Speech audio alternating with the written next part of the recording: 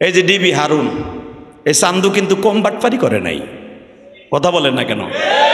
ও আলেমুল আমারে ধরে নিয়ে ডিবি ঘর, ওই যে আয়না ঘর না কয়, কিসের ছাতার ঘর কয়, লাগে যেন ওটার বাপের সম্পদ ছিল, কথা বলেন না কেন? আর বাপের সম্পদ ছিল ওইটা। সরকারি টাকার বেতন নেয়া আপামান জনসাধারণের ন্যায্য মূল্য অধিকারকে কেড়ে নেওয়ার অধিকার পৃথিবীর কোন সরকার, পৃথিবীর কোন ডিভিশনের লোককে আল্লাহ দেয় নাই। আলাইসাল্লাহু বিআহকামিল হাকিমিন, বিচারক তিনি। অযথা যদি আপনি কাউকে হয়রানি করেন, আল্লাহর জাতের কসম ওই হয়রানিতে আপনি আইজ হোক কাইল হোক পড়তে হবে। শুনতেছি ডিবি হারুন সাহেবের ধরছে,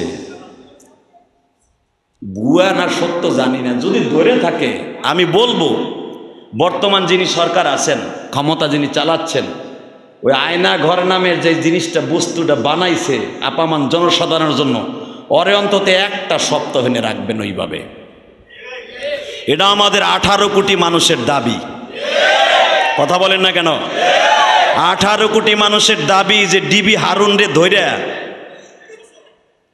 না 60 দিন রাখ না চান্দুরে, তারপরে বুঝন যাইব না ওর বছর কোন দিক দিয়ে যায়। 60 দিনে 4 যুগের সমান হবে ওর কাছে মনে হবে, কথা বলেন না কেন?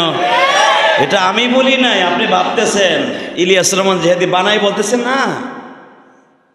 আল্লাহ কোরআনে বলেন তুমি যা করবা ওটার ভিতরে তোরে ফেলাইয়া তারপর আমি নিব। ক্ষমতা কার হইছে স্থির নাই, ক্ষমতা কার হাতে? জোরে কোন? আল্লাহ। সবই আপনি জানেন, আল্লাহ সবই জানেন, আমরা জানি না, তাই না? আল্লাহ রসুল সাল্লাল্লাহু আলাইহি সাল্লাম বলেন, যে ব্যক্তি একবার আল্লাহর প্রশংসা করবে, সুবহানাল্লাহ হোক, আলহামদুলিল্লাহ হোক, আল্লাহু আকবার হোক, যেটাই হোক, বাইনাস সামাওয়াতি ওয়াল আরদ, আসমান জমিনের মাঝে যতগুলা ফাঁকা জায়গা আছে সব জায়গাগুলা নেকের দ্বারা ভরপুর করে দেবে। আল্লাহ এমন একজন আল্লাহ, ওনার মতো কোনো তুলনা বলা আছে পৃথিবীতে? লা মিথলা লা, লা জিদ্দালা ওয়ালা নিদ্দালা, লা শারীকা লা। আল্লাহ নিজেই বলেন, বান্দা আমার মতো কোনো কোয়ালিটির লোক তুই পাবি না, কোনো মাখলুক পাবি না, আমার সাথে কারো শরীকও চলবে না, আমি ওয়াল ইন অল, আমার মতো দুনিয়ার কেউ নাই।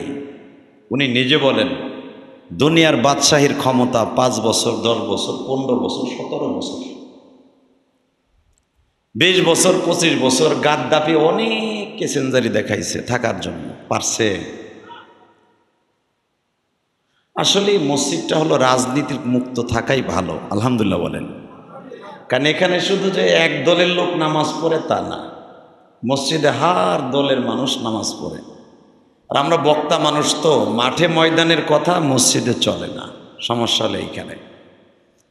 আর বর্তমানে এমন একটা কোয়ালিটিতে মসজিদগুলো চলে আসছে, যারা খতিব আমাদের লেভেলে ইন্টারন্যাশনাল যারা বক্তা আছে, হয়তো আমাদের মুখ বন্ধ করতে পারে না, কিন্তু অধিকাংশ বক্তাদের, অধিকাংশ ইমামের মুখরে বন্ধ করে দেয় কমিটিতে। এমন আছে না নাই? যেরকম আমি এখানে আসার আগে পিছনের রুমে একটা জায়গা আছে খতিব সাহেবের, অনেক মসজিদ আছে আলহামদুলিল্লাহ, আপনাকে এটা অনেক ভালো। আমি আজ থেকে অনেক বছর আগে একবার বয়ান করতে আসছিলাম মনে হয় সম্ভবত। তো আল্লাহ শুকর, মসজিদের রুমের ভিতরে যে কমিটি অনেক কোয়ালিটির কথা বলে দেয়, হুজুর এটা বলবেন না, এটা বলবেন না, আমার দলের বিরুদ্ধে কথা বলবেন না, আমি কিন্তু দলের হতা মতা আরো কত কিছু কয়। হালাকি এইগুলা বলে লিউতফিউ নূরাল্লাহি বিআফওয়াহি, আল্লাহ বলেন যেরকম আমার দ্বীনকে, কোরআনকে, আগুনকে যেরকম ভাবে খাতা বালিশ দিয়া বন্ধ করা সম্ভব না, কোরআনের আলো, হাদিসের আলো পৃথিবীর এমন কেউ নাই ফুক্কার দিয়া নিভাই দিতে পারে। রাসূল সাল্লাল্লাহু আলাইহি সাল্লামের আপন চাচা আবু জেহেল, আপনারা জানেন যে আবু জেহেল হুজুরের চাচা, হ্যাঁ চাচতো চাচা, কিন্তু হুজুরের আপন চাচার নাম ছিল আবুল আহাব। নাম কি বলেন তো? আমি যদি আপনাদের কাছে জিজ্ঞেস করি হুজুরের চাচা কয়জন কোন তো, বাপ ছাড়া নাম কি, আমার মনে হয় 95% লোকে পারবেন না। হালাকে যাকে বানাবার উদ্দেশ্যে আল্লাহ তামাম পৃথিবী বানিয়েছেন, সমস্ত নবীদের স্টেজ সাজিয়েছেন, তার বংশের পরিচয় আমরা জানি না। কথা বলেন না কেন? হালাকে শেখ হাসিনার বাপের নাম, দাদার নাম, 14 গোষ্ঠীর নাম আমি জানি, কারণ আমি আওয়ামী লীগ করি। খালেদা জিয়ার 14 গোষ্ঠীর নাম আমি জানি, জামাত ইসলামের 14 গোষ্ঠীর নাম জানি। আগে আমির কে আসছিল, তার আমির কে আসছিল, আগের নেতা কে আসছিল, এই ওয়ার্ড সভাপতি কে আসছিল, সব আমি জানি। হালাকে যিনি হলেন আমার জীবনের মডেল, কোরআনে আল্লাহ কি বলে শোনেন, ভাবতে পারেন আমি বানায় বলতেছি। আল্লাহ কি বলেন? লাকাদ কানা লাকুম ফি রাসূলিল্লাহি উসওয়াতুন হাসানাহ ওয়া ইন্নাকা লাআলা খুলুকিন আযীম।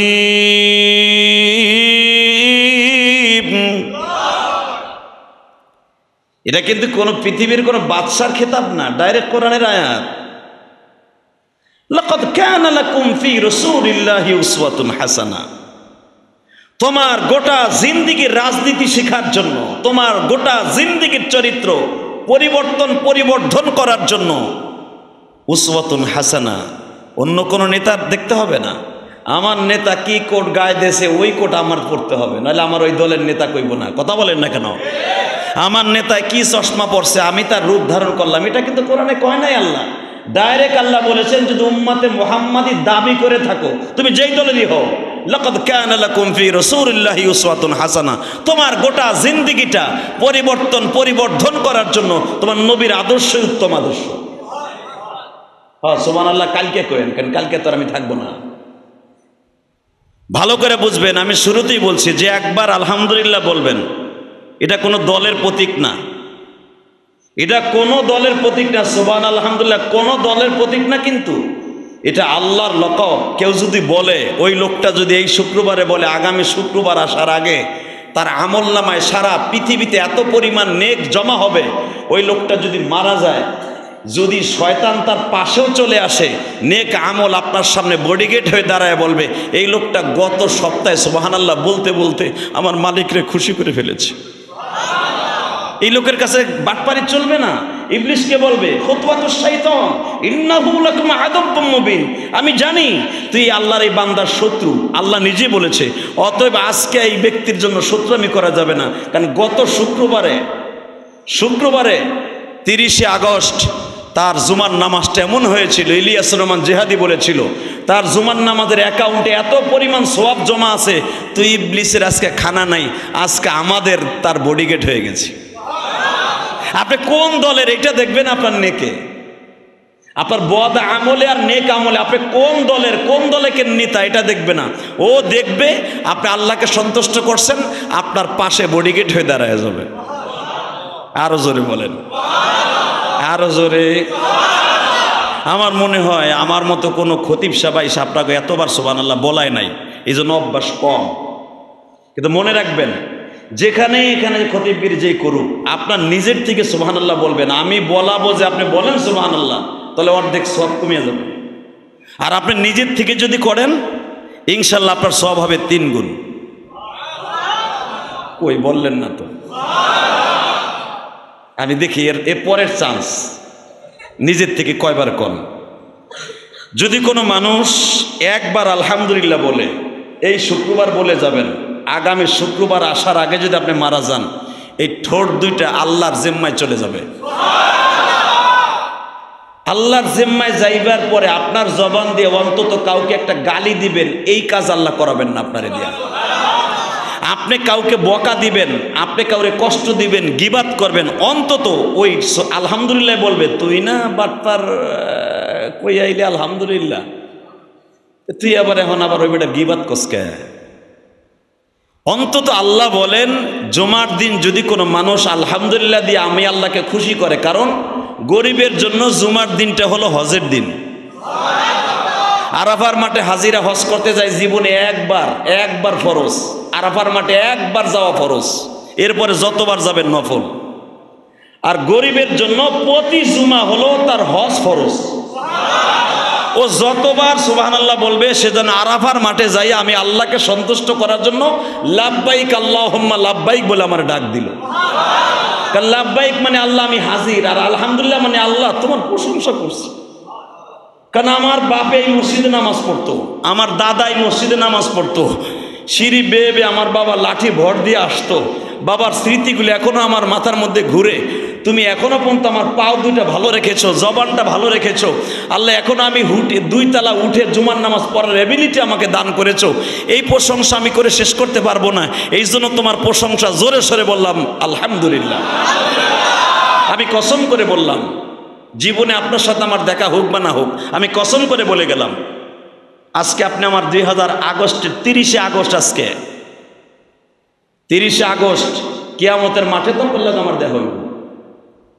আপনি কোন দলের, কে আওয়ামী লীগ করছেন, কে বিএনপি করছেন, ওটা দেখবেন না। কিয়ামতের মাঠে সব সাওয়াউন আলাইনা, আল্লাহ বলেন সব এক। আরাফার মাঠে যেরকম বা বিএনপি মন্ত্রী সব এক। রোজ মাহশার ইয়াউমা নাহশুরুল মুত্তাকিনা ইলার রহমানি ওয়াবদা, সুবহানাল্লাহ বললেন না? কিয়ামতের মাঠে সব থাকবে একরকম। ইয়াউমা নাহশুরুল মুত্তাকিন, মুত্তাকিন যারা আপনার আমি নামাজে আল্লাহকে সেজদা দিয়েছি জীবনে একটা বার, এরা এক জায়গায় থাকবে। আর ইহুদি নাসারা কিন্তু কিয়ামতের মাঠে আল্লাহ আপনার আমার সামনে আনবেন না, ওদেরকে আলাদা কুত্তা বিলাইয়ের মধ্যে এক জায়গায় ফেলে রেখে দেবেন। এখন যদি আবু জেহেল আমার নবীর এত কষ্ট দিল, বদমাইশটা এটা দেখতে মন চায় না। যেরকম ভাবে দেখেন, এই যে ডিবি হারুন, এই চান্দু কিন্তু কম বাটপারি করে নাই, কথা বলেন না কেন? ও আলেমুল আমারে ধরে নিয়ে ডিবি ঘর, ওই যে আয়না ঘর না কয়, কিসের ছাতার ঘর কয়, লাগে যেন ওটার বাপের সম্পদ ছিল, কথা বলেন না কেন? আর বাপের সম্পদ ছিল ওইটা। সরকারি টাকার বেতন নেয়া আপামান জনসাধারণের ন্যায্য মূল্য অধিকারকে কেড়ে নেওয়ার অধিকার পৃথিবীর কোন সরকার, পৃথিবীর কোন ডিভিশনের লোককে আল্লাহ দেয় নাই। আলাইসাল্লাহু বিআহকামিল হাকিমিন, বিচারক তিনি। অযথা যদি আপনি কাউকে হয়রানি করেন, আল্লাহর জাতের কসম, ওই হয়রানিতে আপনি আইজ হোক কাইল হোক পড়তে হবে। শুনতেছি ডিবি হারুন সাহেবরে ধরছে, ভুয়া না সত্য জানি না, যদি ধরে থাকে আমি বলবো বর্তমান যিনি সরকার আছেন, ক্ষমতা যিনি চালাচ্ছেন, ওই আয়না ঘর নামের যে জিনিসটা, বস্তুটা বানাইছে আপামান জনসাধারণের জন্য, ওরে অন্তত একটা সপ্তাহ এনে রাখবেন ওইভাবে। এটা আমাদের 18 কোটি মানুষের দাবি, কথা বলেন না কেন? 18 কোটি মানুষের দাবি যে ডিবি হারুন রে ধইরা না 60 দিন রাখ না চান্দুরে, তারপরে বুঝন যাইব না ওর বছর কোন দিক দিয়ে যায়। 60 দিনে 4 যুগের সমান হবে ওর কাছে মনে হবে, কথা বলেন না কেন? এটা আমি বলি নাই, আপনি ভাবতেছেন ইলিয়াস রহমান জিহাদি বানাই বলতেছেন না। আল্লাহ কোরআনে বলেন, তুমি যা করবা ওটার ভিতরে তোরে ফেলাইয়া তারপর আমি নিব। ক্ষমতা কার হইছে ইস্তে নাই, ক্ষমতা কার হাতে? জোরে কোন? আল্লাহ। সবই আপনি জানেন, আল্লাহ সবই জানেন, আমরা জানি না, তাই না?